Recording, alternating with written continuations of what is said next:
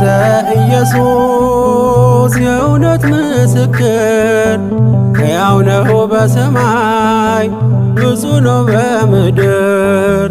ደራጎንን በጦር ወግቶ ገደለና ከሞት አፍ አዳነኝ ጊዮርጊስ ደረሰና።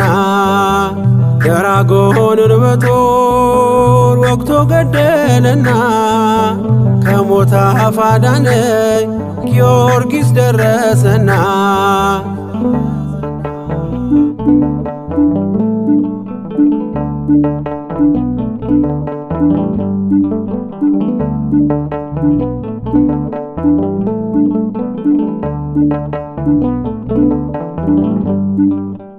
የሐዘን ማዕበል እንዳያንገላታኝ ታምር ሰሪ